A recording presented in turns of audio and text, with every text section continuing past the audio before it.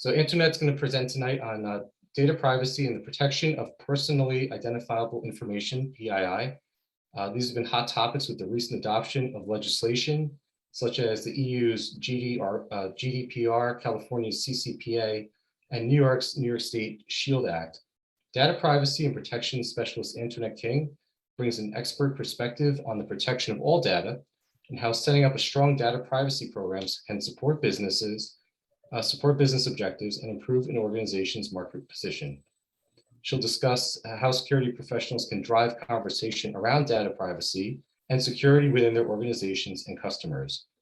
We're going to learn important ways in which the various legislations have synergy and differ, and how the legislative landscape impacts their roles as security professionals, and also discover the various technologies that help support the protection of PII while simultaneously improving security. So I know I am interested and can't wait to hear it. So the floor is yours. And Thank you. Thank you so much. So for those of you who don't know me, and I think everybody on the call has seen or heard me speak at least once, I'm not going to get into an exhaustive background, but recently went out on my own and founded Credo Cyber Consulting. And the role for my organization is to help other companies strengthen their cybersecurity and data privacy programs.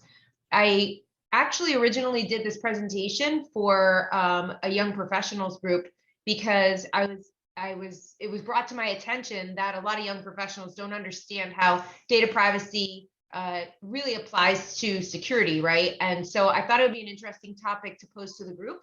I would like this to be interactive. So if you have questions, Craig, when I'm presenting, I can't see the chat. So if you could just look for questions, feel free to interrupt me. This is not meant to speak at you. I'd love to have a conversation about it.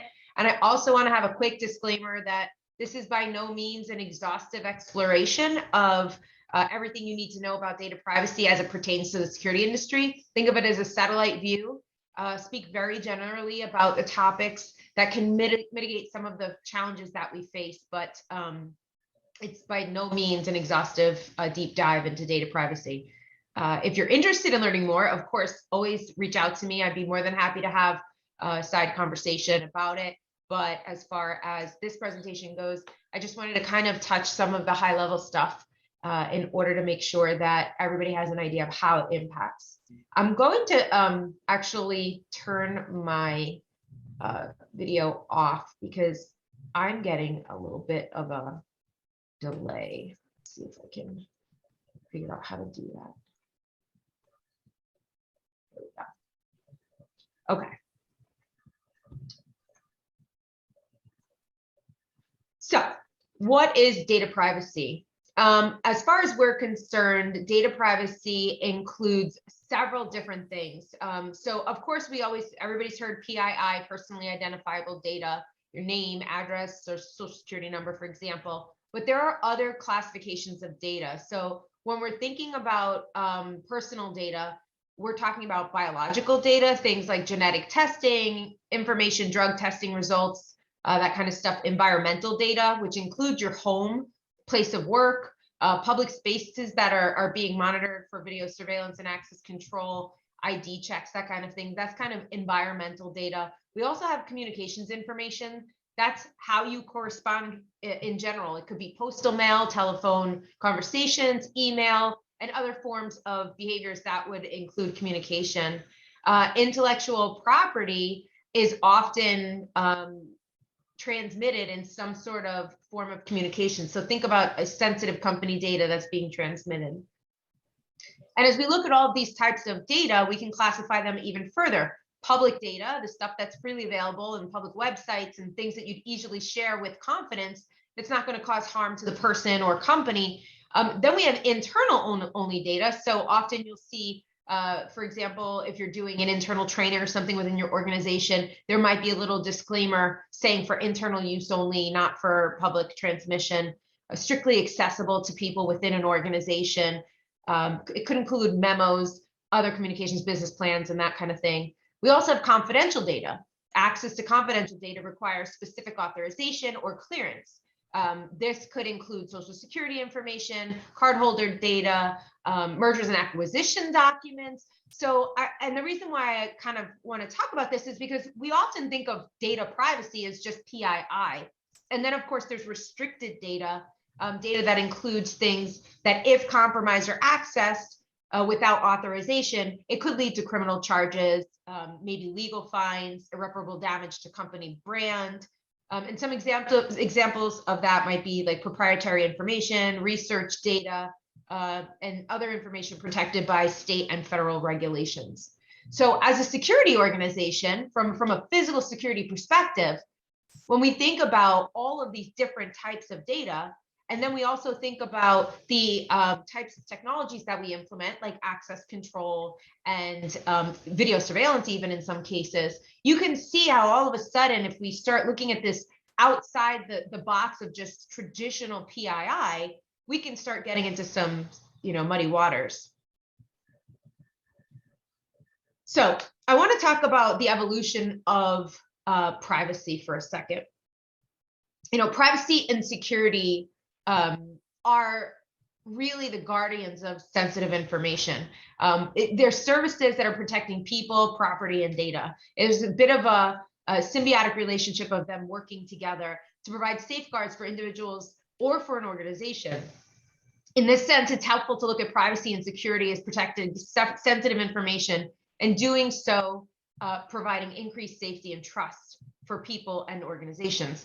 As we transition from the original, way we looked at privacy, call it privacy 1.0, if you will, it's important to note that we're not replacing the construct of that original thought of privacy, but we're kind of growing from that foundational principle. We're moving from a primarily risk-based approach to a rights-based approach.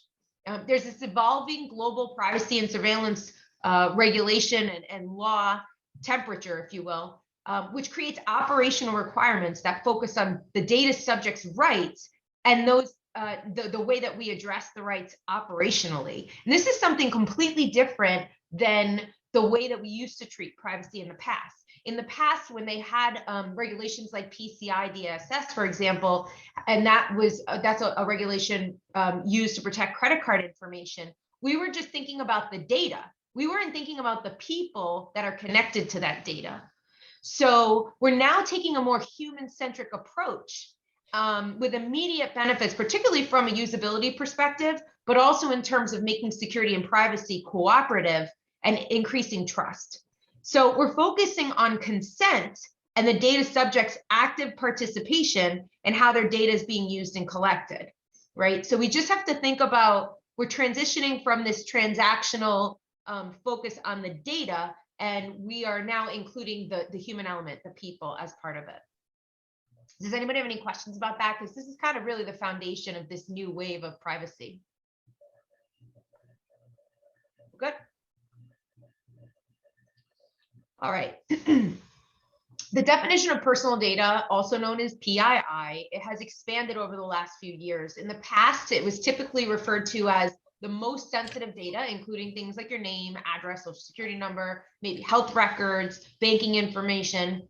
But today it's expanded to things such as location data, IP address, MAC address, biometric data. Often we use facial recognition or fingerprints or retina scans to use for access control.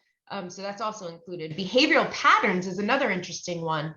Browsing history as well is also considered identifiable information. This information is collected in all aspects of daily life, creating millions of data points on each person. And this stockpile of data has created a billion-dollar industry and an entire field of research and activity around surveillance capitalism. It's fundamentally different in purpose from surveillance as a public safety service, but in all cases, there needs to be care taken when personal information is collected and how it travels through the cyberverse, if you will. In the previous slide, I mentioned that the data subject needs to be an active participant in the process. And I just wanted to share a really quick story to shed light a little bit on how not to do things. Back in July, I popped on my phone. It's a Samsung Galaxy Note. I know iPhones, don't heckle, please, iPhone users. But I turned my phone on and a pop-up came on my phone advising me that Samsung had changed its account privacy, and that the notice had been updated. So when I clicked on the icon, another screen had popped up. And understand, I couldn't use my phone without going through this process. So another screen pops up. It's pure white with text across the top saying Samsung account privacy notice updated. And at the very bottom in super tiny print, it said, click here to continue. Oh, it said agree to the updated policy to continue. And that was it. And there was a blue button that said agree. So the word privacy notice had been hyperlinked. I clicked on that to find pages and pages of legal jargon, but nothing that clearly told me like what had changed about the original policy.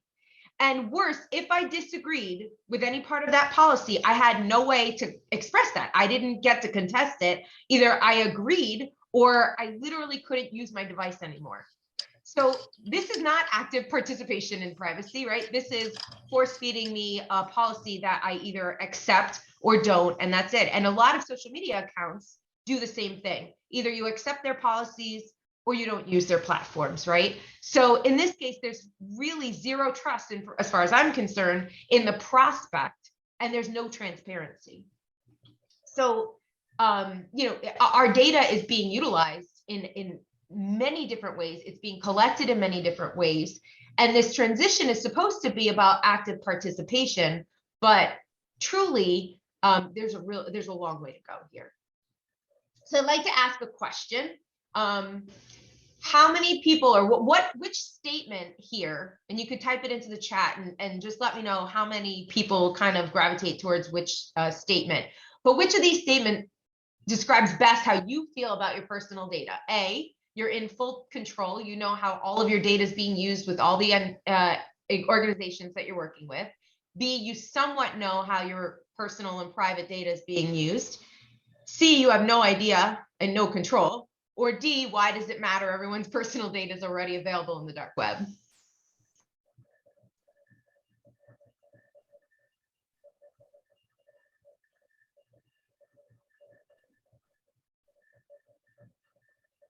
What do we got here? I just got to pull the chat up here. I found how to get it. So we got some C's, we got some B's. Can you see it, answer it, and maybe read it off? Yeah. I kind of could see it now. Yeah, we got some C's, got some B's. Yeah, so most people, and that's kind of where we're at. Most people try to have some understanding of how their data is being used, but in essence, many of us feel that we have no control. And that leads to people, when you don't feel like you have control over something, you just kind of give up, right? And so a lot of what's being driven in the US right now is this notion of fear, uncertainty, and doubt. And despite the fact that most companies are going to say that data collection, use, and analysis creates a uniquely tailored customer experience, and I can't stand that, it drives me nuts, the vast majority of people feel that the risk of their data collection outweighs the potential benefit of getting that custom tailored experience.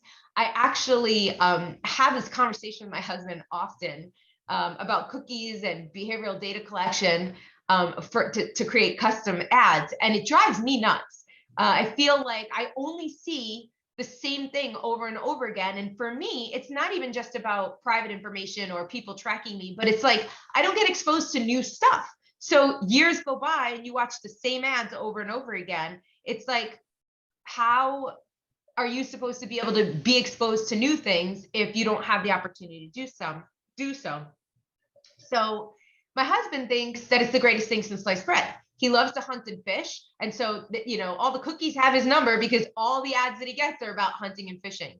So I'm not saying it's a good thing or a bad thing, but, there's a lot of studies out there that Americans just express this lack of understanding about how their data is used by companies. And many people express a large, like 78% of people are just expressing a similar concern about their data use by the federal government. So this confusion starts to create this idea of fear, uncertainty, and doubt. Now, how does this affect our industry? right? What does this have to do with us? Well, first of all, we as security professionals need to navigate domestic and global changes in data privacy regulations, because the technologies that we use continue to evolve. And now not only are technologies being used for security purposes, but they're also being used for business intelligence.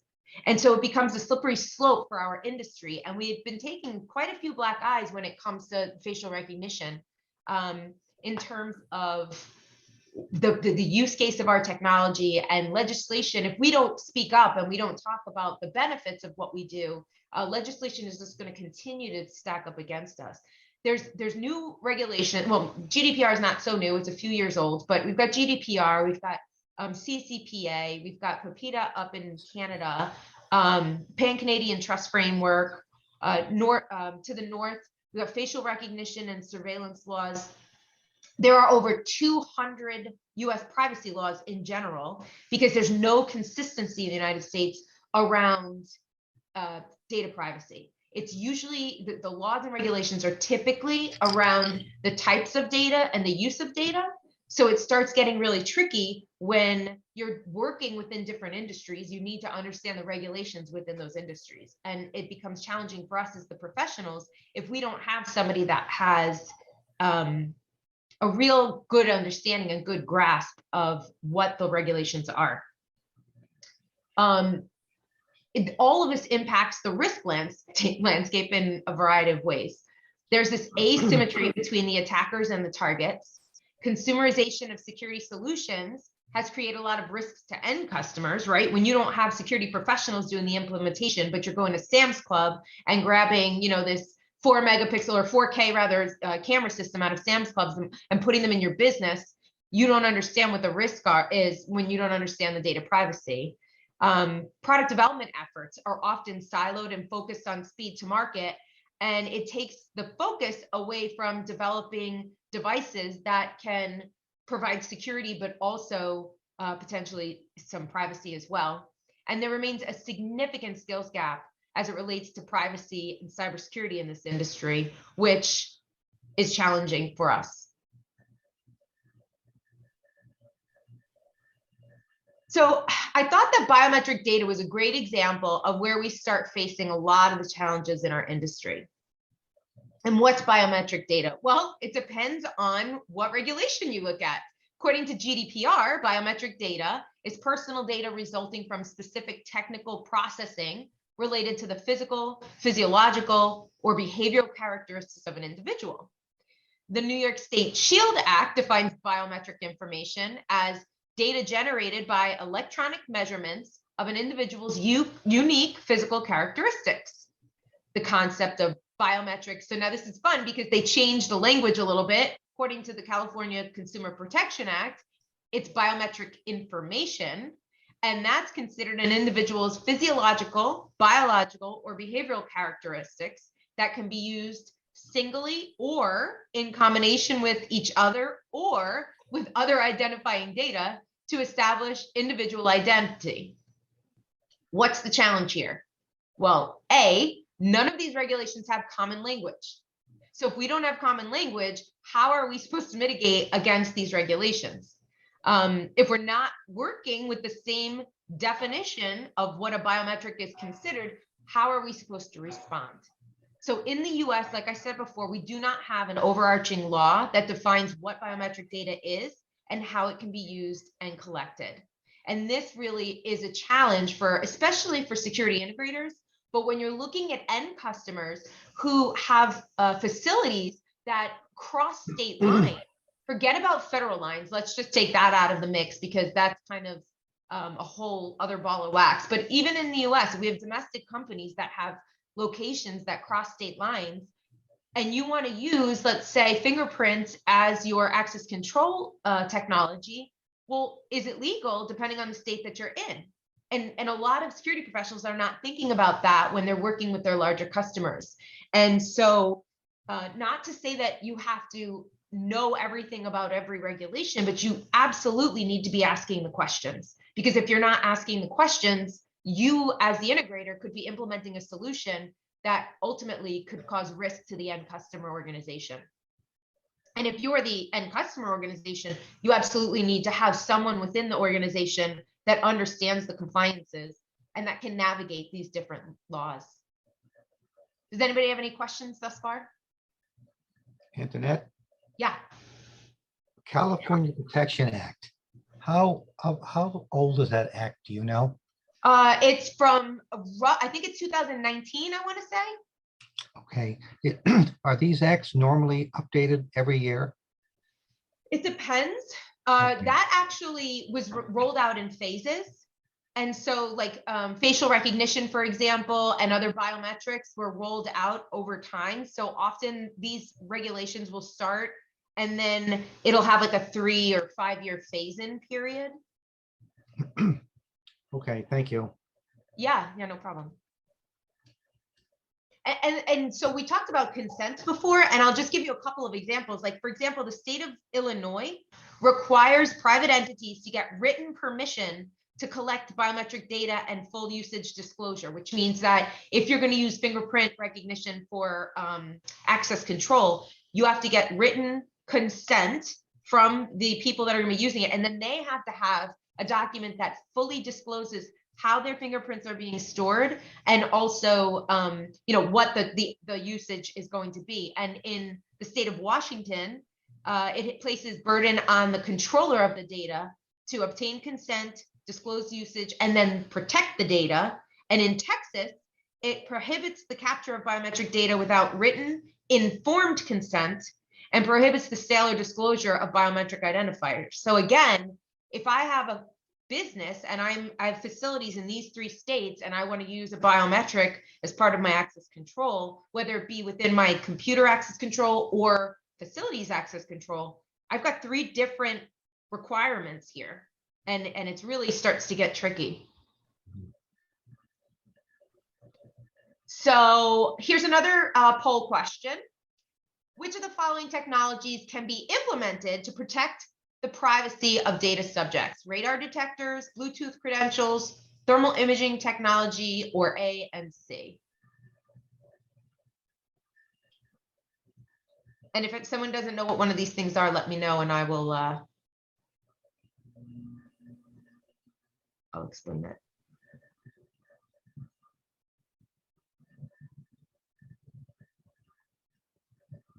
All right, so we've got some C's, we've got some D's.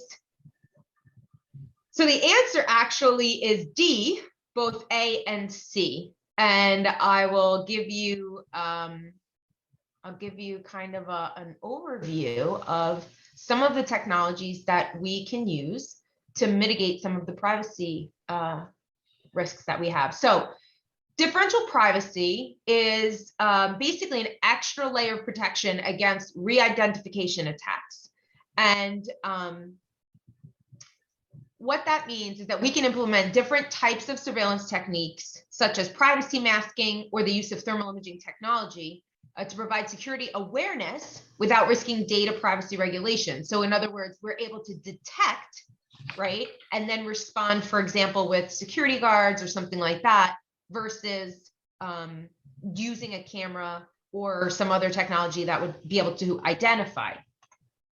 Differential privacy makes it possible for technology companies to collect and share aggregate information about habits while maintaining the privacy of an individual. The individual stays anonymous. Differential privacy can mitigate privacy concerns, but it should be done in a way that the info and the metadata combined cannot be used or shared that would lead to the identification of the individuals.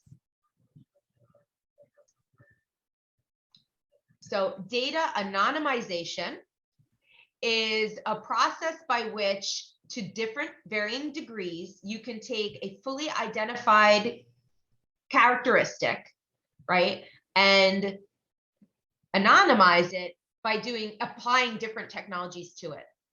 So in Gdpr, you could do, they define pseudonymizing. I hate that word. I got it the first time. Sometimes it takes me 3 times to say that word.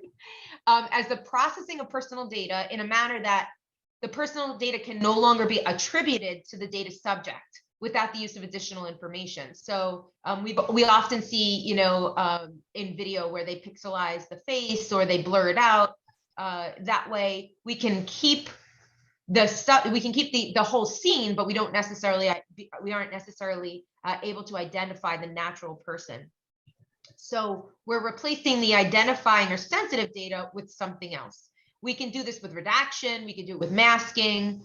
And when it comes to access control databases, we can do it by substituting characters of PII stored in long-term ways. So as part of the credential holder information, for example, we often see this like with credit cards where when it's stored, it has X's across it, or the Social Security, when it's stored, it has the X's across it. So we're able to keep the data, but we're not keeping the data in its full entirety.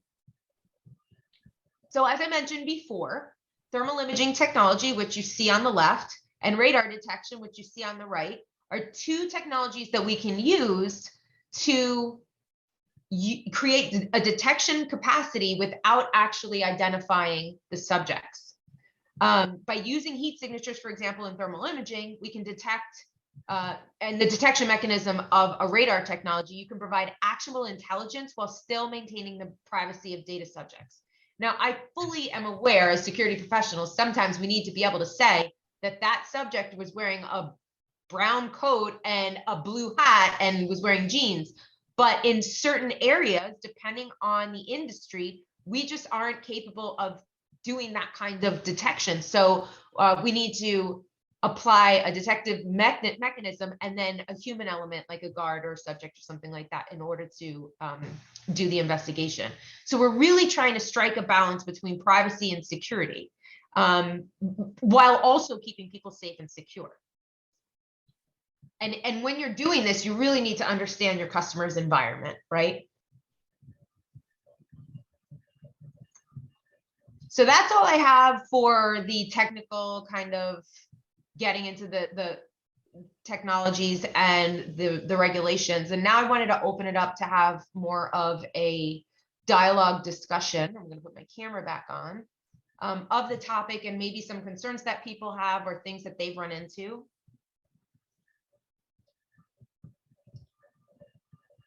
I know it's a lot. Hi, Antoinette. It's Paul. Hi. It's more of an observation than a question.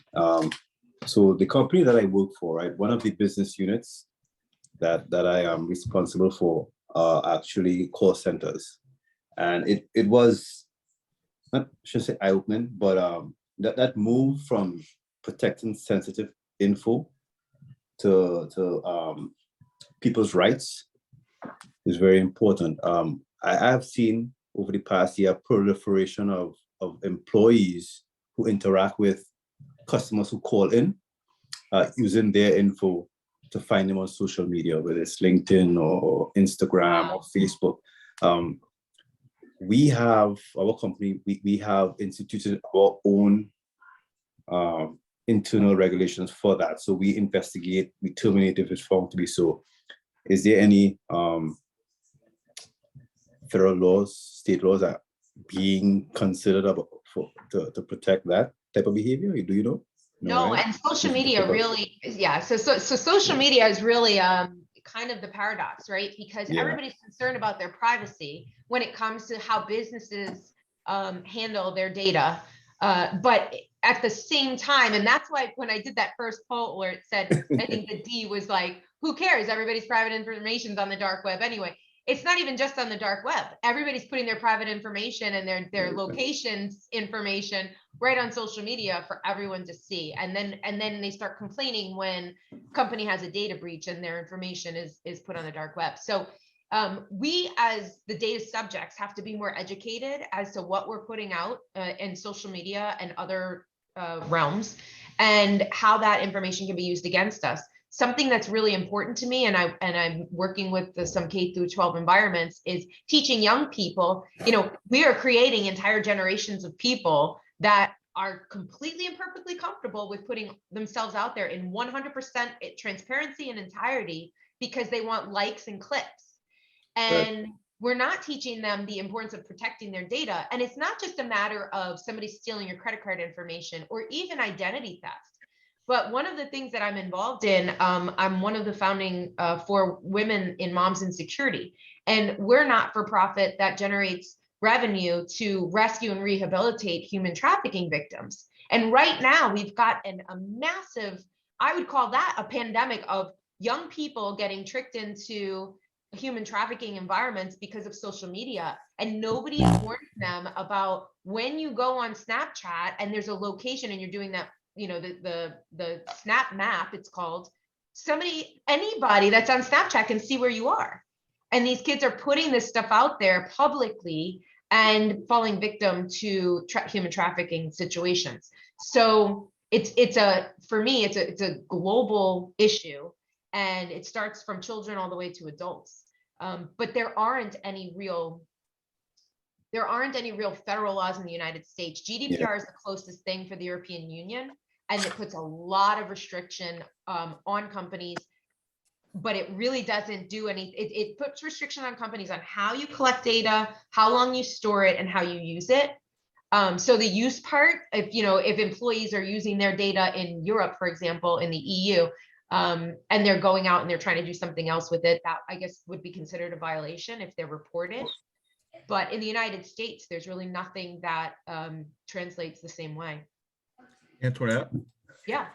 Hey, it's Keith. I know you focused on a couple of areas, but one of the other areas that I do some work on also, which is kind of incredible, but I think it's important to mention, it's on the corporate side or on the nonprofit directorship side for social media. Things that kids are putting up, and also adults. I mean, there are people that, what I'm eating, what I'm, every minute of their day is posted. We've had a number of incidents where kids took pictures in at house parties and whatever that show the parents' artwork and various other things, okay, in addition to the fact that it's identified as a certain person. Well, we're doing work for some corporate CEOs and various other people that want to remove their information from the social media, and the kids are affecting that as well. So I think it's important to educate that it's not only affecting you and putting you at risk personally as a kid or an adult or whatever, but you're also affecting a business, the directorship or the people who work for that business that could be vulnerable, because now with the internet, if I want to get you for some reason, I don't have to come to your work. I can go to your house. And if I know where you are, I'm just going to show up at your house and do whatever I need to do. So there's this is all intertwined, and it's so important to educate. Yeah.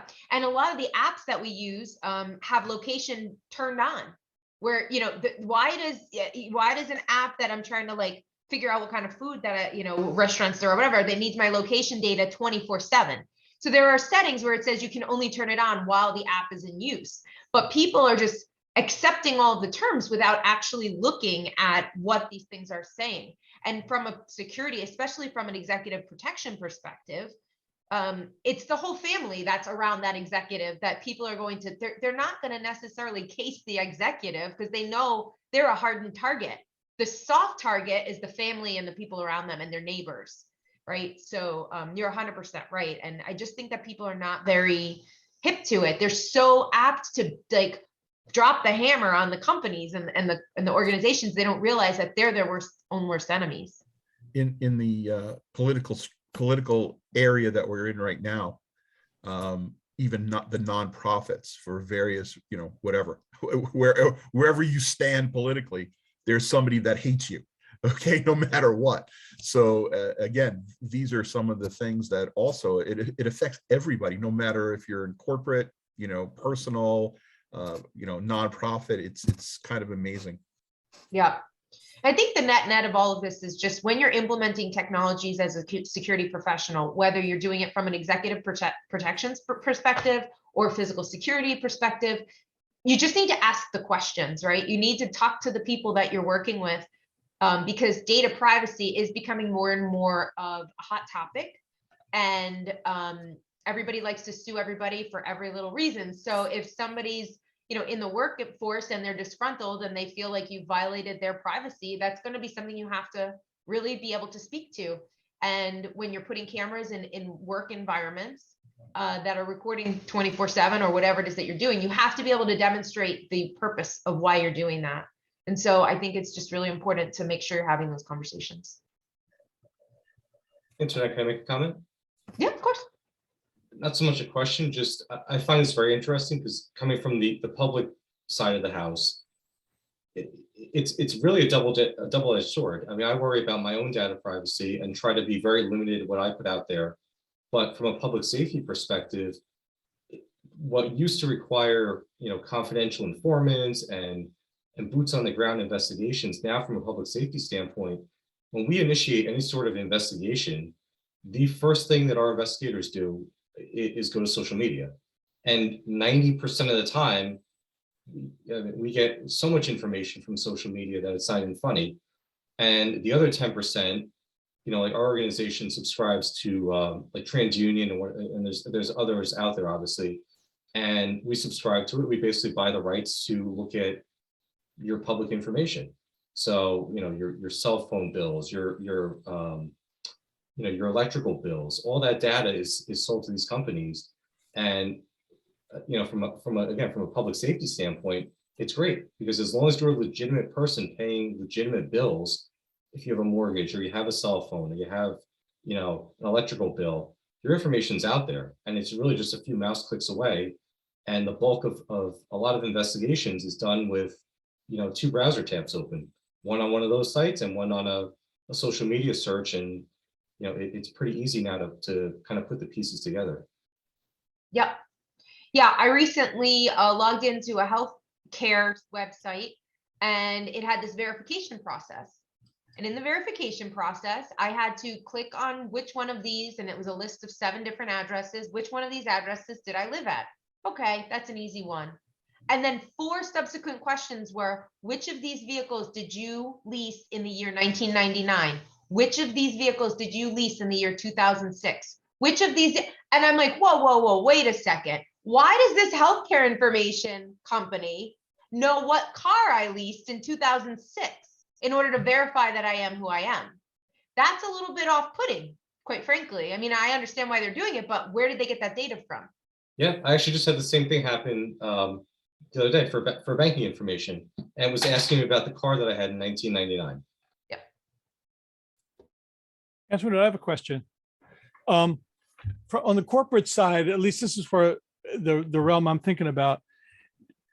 Employers can they, or are they imposing regulations on their employees, or does it all fall to education of the individuals to kind of watch out for themselves?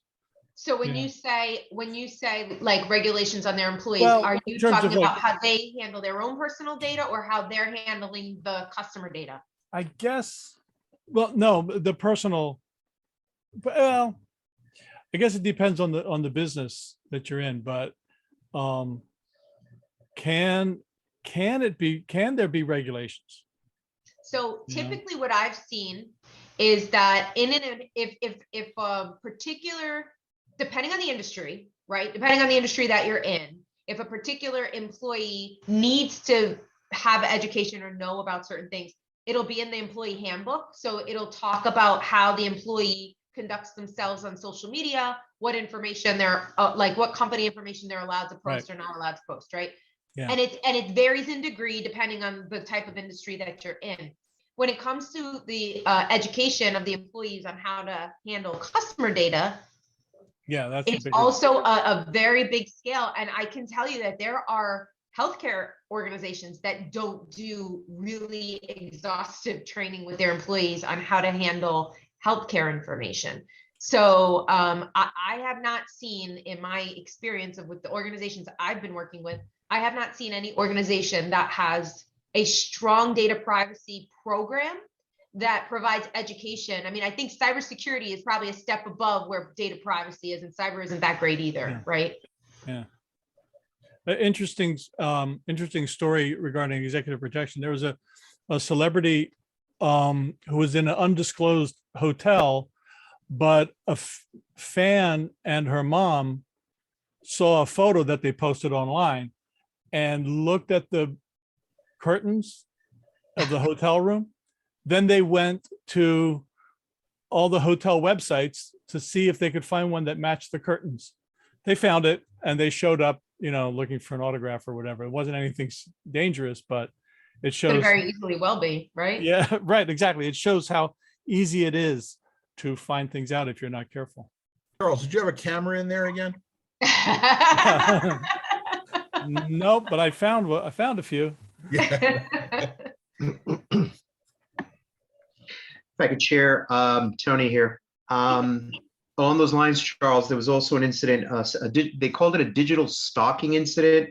Antoinette, I'm sure you're familiar with it, in Tokyo, Japan, back in September of 2019, where a celebrity was being stalked digitally online by this individual, and he was able to utilize the reflection from her pupils to actually discover where she was traveling, where she was, and then sexually assaulted her. The interesting thing also is, allegedly, they say you can find out fingerprint. You were talking about biometrics, fingerprints from the infamous victory sign that some people will sometimes post. I don't know how true that is, but I've heard Well, it that. depends on the resolution of a camera, right? How far can you digitally zoom in? So, if it's an up close image, I mean, I'm sure that there's some capabilities there. And as far as the digital stalking, I mean, that's what I was talking about with that location data. When people are putting their location data, it's on their photos that they take. If you don't turn that location data off and you're posting photos on a public social media account, I can go to that photo, get the metadata off the photo to tell when and where you took that picture. So it's, we have to be educated. Our children need to be educated. And even when it comes to, from a corporate security perspective, when we're putting up even marketing photos and marketing, like, we need to be careful of what kind of information and how we're putting it out there. We need to make it a little bit more anonymous, but I just think that we've become so complacent when it comes to putting stuff out there, because again, we love the clicks and the likes and connections.